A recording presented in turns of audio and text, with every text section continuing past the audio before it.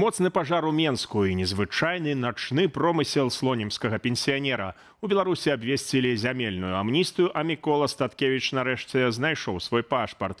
І ў Беларусь прыйдзе цеплыня, плюс 20. Засталося дачакацца вялікіх выходных. Вітаю, сябры, Владзіслаў Корсак у студыі. Лайк, падпіска, калі бяспечна. Пачынаем праграму «Белсат онлайн». У Менску ноччу на пажары выратавалі 11 чалавек. Каля другой гадзіны ратавальнікі атрымалі паведамленне пра ўзгаранне ў доме на вуліцы Асіпенкі. Гарэла кватэра на першым паверсе, моцна задыміўся пад'езд. Людзі крычалі аб дапамозе. Агонь ахапіў каля 20 квадратных метраў кватэры. Унутры ратавальнікі знайшлі гаспадара без прытомнасці, яго вынеслі і перадалі медыкам. Таксама пацярпеў 52-гадовы госць, абодвух шпіталізавалі. Моцнае задымленне стварыла пагрозу для здароўя жыхарам суседніх і вышэй размешчаных кватэраў. У выніку з будынку эвакуявалі 11 чалавек, у тым ліку сям'ю з малым дзіцём. Адную жанчыну знялі з вышыні з дапамогаю аўтадрабіны. Пацярпелых больш не было. Папярэдняя прычына пажару – неасцярожнае абыходжанне з агнём. Легендарны палітык, былы палітзняволены Мікола Статкевіч паведаміў у сваім тэлеграм-канале, што ягоны пашпарт нечакана знайшоўся ў менскім СІЗА нумар 1. Маўляў, разам з пашпартам там жа захоўваліся і асабістыя рэчы, у тым ліку так званы судовы прысуд і пастанова апеляцыйнай інстанцыі. Спадар Мікола з іроніяй адзначыў, што сярод дакументаў ёсць нават забарона пакідаць краіну і наведваць казіно. Нагадаю, 19 лютага сёлета Міколу Статкевіча адпусцілі дадому з-за кратаў без дакументаў. Жонка Марына Адамовіч распавядала, што прававы статус ейнага мужа незразумелы, таксама не было медычных выпісак, што перашкаджала лячэнню пасля інсульту. Да гэтага пра месцаперабыванне палітыка не было вядома з 11 верасня мінулага года, калі ён адмовіўся пакінуць Беларусь падчас спробы прымусовага вывазу палітвязняў. Мікола Статкевіч заставаўся за кратамі з траўня 2020 года. Урад павялічыў выплаты і некаторыя нормы выдаткаў для дзяцей-сіротаў і дзяцей, якія засталіся без бацькоў. На 15% павялічылі нормы расходаў на харчаванне ў дзяржаўных установах, на 5% выдаткі на адзенне, абутак, вучэбныя прылады і прадметы першай неабходнасці. Падвысіліся і выплаты для дзяцей у дзіцячых дамах сямейнага тыпу, што месячнае падтрыманне вырасце на 10%, а кампенсацыі за мабільную сувязь і бытавыя паслугі на 22%. На 5% аднаразовая дапамога на першапачатковае набыццё мяккага інвентару і абсталявання для дзяцей узростам да 3 гадоў. Таксама за бюджэтныя сродкі для гэтай катэгорыі дзяцей будуць набывацца лекі і медычныя вырабы. Адначасова павялічацца і сумы, што бацькі мусяць кампенсаваць дзяржаве за ўтрыманне і забеспячэнне іхных дзяцей. І ў своеасаблівы працяг тэмы ў Пінскім раёне жанчыну пазбавілі бацькоўскіх правоў адразу над 7 дзецьмі. Паводле Генеральнай пракуратуры сям'я трапіла ў поле зроку сацыяльных службаў у студзені 24-га. Праз злоўжыванне алкаголем з боку маці і ейнага сужытніка, антысанітарныя ўмовы ў доме і адсутнасць ежы. Тады ж дзяцей прызналі тымі, хто мае патрэбу ў дзяржаўнай абароне, і забралі з сям'і. Нягледзячы на спробы паўплываць на сітуацыю, жанчына, маўляў, адмовілася ад лячэння, не ўладкавалася на працу і не цікавілася лёсам сваіх дзяцей. Акрамя таго, за ёй назапасілася запазычанасць больш за 8 000 рублёў за іх утрымання, а таксама неаплачаныя камунальныя паслугі. У выніку цяпер суд прыняў пастанову канчаткова пазбавіць яе бацькоўскіх правоў. Беларусам далі так званую зямельную амністыю. Тыя, хто самавольна заняў чужыя ўчасткі, цяпер могуць іх узаконіць. Паводле дзяржкаммаёмасці зрабіць гэта можна да 1 студзеня 28 года.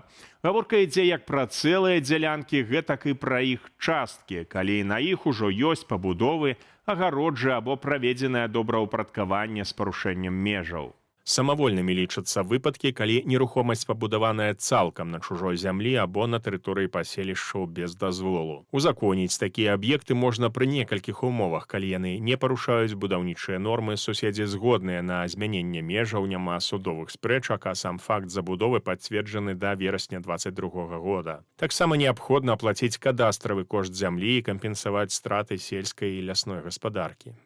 У Слонімі затрымалі 76-гадовага мужчыну, якога падазраюць у серыі крадзяжоў з дачных дамоў і з могілак.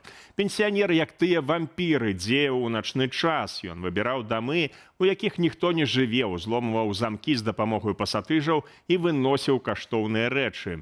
Аднак у адным з дамоў мужчына дапусціў памылку. Ён пакінуў на месцы злачынства пакет з інструментам. Экспертыза дапамагла вызначыць асобу падазраванага. Падчас вобшуку ў ягоным доме і аўтамабілі да таго ж знайшлі 6 гранітных вазаў і штучныя кветкі. Як высветлілі міліцыянты, гэтыя прадметы ён выкраў з гарадскіх могілак.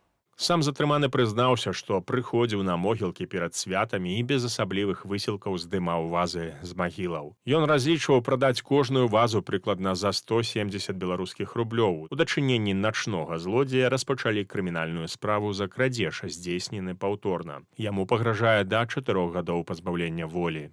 У адной з кватэраў Берасця знайшлі цела 18-гадовай дзяўчыны без прыкметаў жыцця.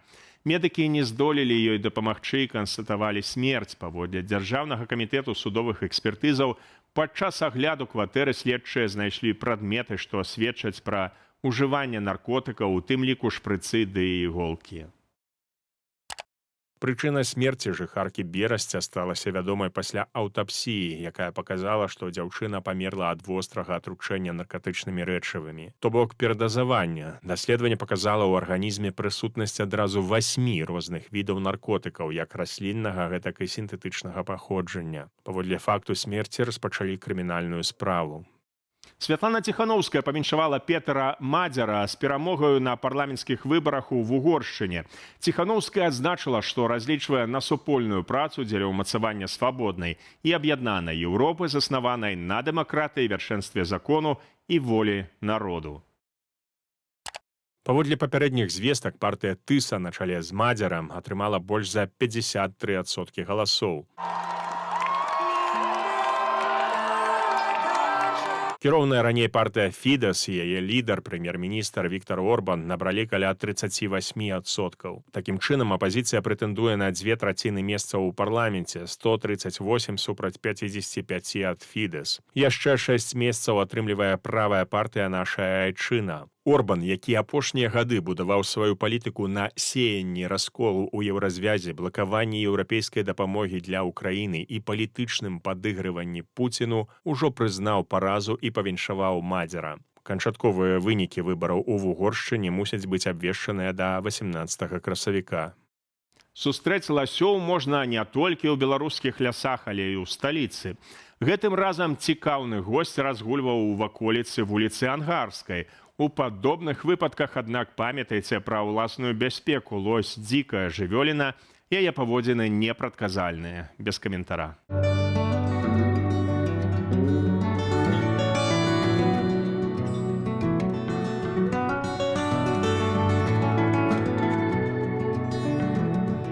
Начных замаразкаў засталося на пару дзён.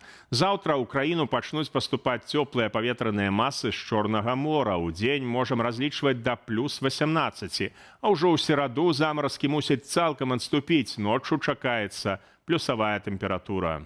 Праўда, месцамі магчымыя кароткачасовыя дажджы і навальніцы. Да канца тыдня надвор'е стабілізуецца, зробіцца яшчэ цяплей і больш сонечна. І ўжо ў суботу, 18 красавіка, тэмпература можа дасягнуць плюс 20 градусаў. Паводле сіноптыкаў, выходныя будуць спрыяльнымі для адпачынку на прыродзе. Так што можна загадзя запланаваць прыемнае баўленне часу. Пагатоў, што беларусаў чакаюць ажно 4 выходныя запар з 18 да 21 красавіка. Апошні дзень выходных прыпадае на радаўніцу. Працоўны ж дзень 20 красавіка перанеслі на 25 дзень гэтага месяца.